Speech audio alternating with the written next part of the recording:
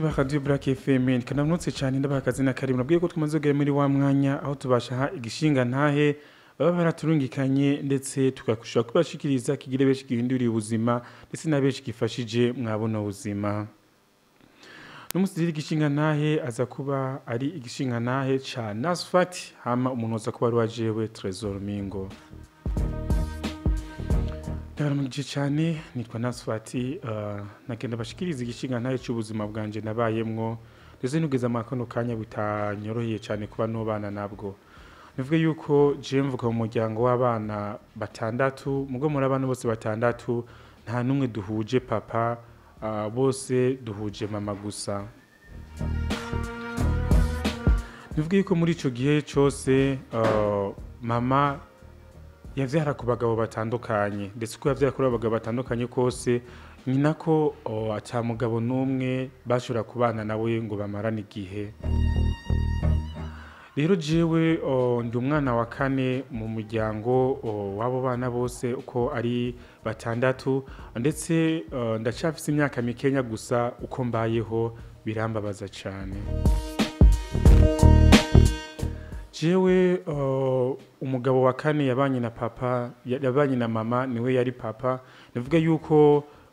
babanye igihe gitonya ndetse baza gutandukana jewe ntaravuka. Maze kuvuka mama yagerageje kurondera papa kugira ngo mubwire yuko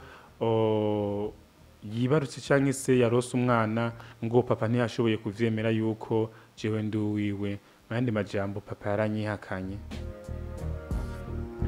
Zene mbabaje cyane kubera yuko nakuze ntabona papa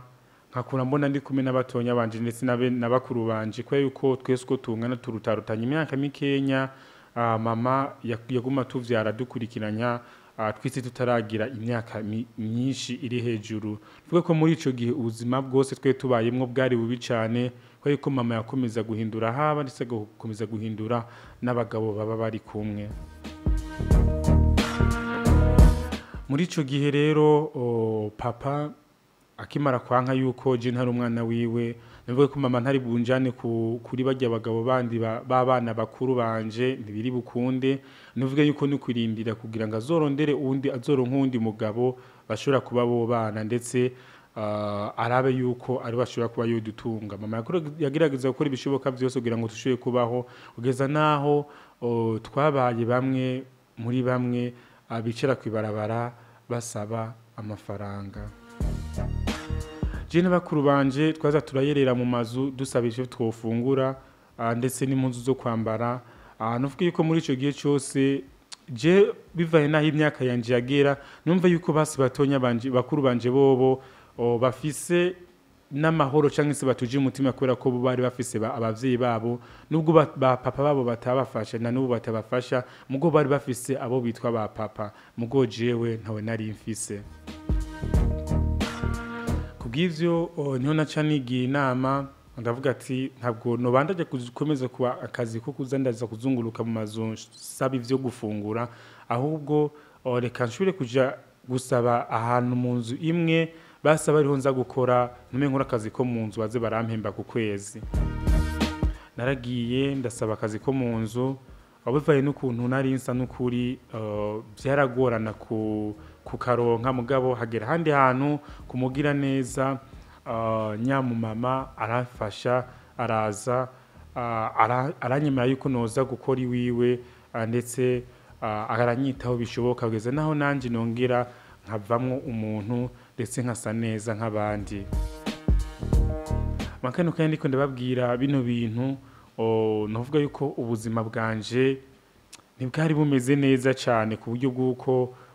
novuga ngo nari ntuje kuva ico gihe cyose nkora ako kazi. Mugabo kugeza ubu ndiko ndababwira yuko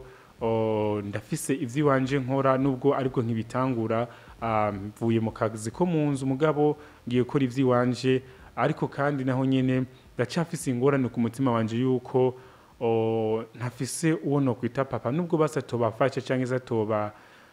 agira ikintu kanaka anterereye mu kubaho basi numve yuko nanje fise papa ndetse ashobora kuba no muhamagara mu gihe nanje bikenewe yuko ndamuhamagara.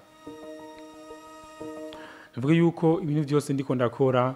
ndiko ndagerageza gukora nifasha ndetse nafasha umuryango wanje kubera yuko kuva ico gihe mama nyuma yanje yarongeye araja kubana n'abandi bagabo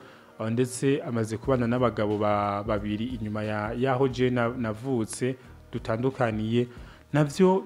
bigakomeza kumbabaza kubera yuko mama ngereza kumubwire kenshi mama gerageza uve muri ivyo bintu birinde mugabo ntashobora kuvyumva ave vyose bikanzanira igikomere ku mutima kubera yuko ndiko ndabaho ubuzima bwo kwifasha nisinya nafasha n'abatonya banje rero ino ntayanje ndayizana ngira ngo shure gutera intege abantu bose bumva yuko babayeho ubuzima butari bwiza babayeho ubuzima bubi bumve yuko nujya muntu asabirize kwibarabara nawe nyene wamwegereye ukamubaza impamvu bimuteye irashobora kuba ihari ndetse nawe yocura kuva muri bwo buzima akaba umuntu mwiza canke se n'abavyeyi bumva yuko bavyara batitaye kuri kazoza k'abana babo uko bazoba babayeho nabo mu vy'ukuri ivyo bintu bobireka bakumva akamo kuko umuntu ashobora kuvyara abakenya ashoboye kurera aho kugira ngo uvyara uvuga ngo abana n'abigihugu bazoregwa n'Imana mu vy'ukuri umwana ashobora kuzana ukamuha ubuzima kuri nosi uvuga ngo azoregwa n'Imana canke se abana n'abigihugu wumve yuko amaraso yiwe bakuri mu biganza ndetse ukuzopfa nabikuye kose uzoba babigizemwo uruhara kano kamo ndagati abavyeyi bose ndetse n'abandi bantu bose bashobora kuba bafise uruhara mu bijanye n'iterambere ry'abantu canke se no gufasha abana bantaho nikora ndetse no gufasha imiryango itishoboye bumve vy'ukuri yuko aho hanze hari imiryango ibayeho nabi kubwo kutaronka impanuro n'inyigisho zikwiye kubijanye n'ivy'amagara nirondoka bijanye n'amagara meza none hayanje yanje Nasfat mukomeze mugira ibihe vyiza ndabakunda cyane.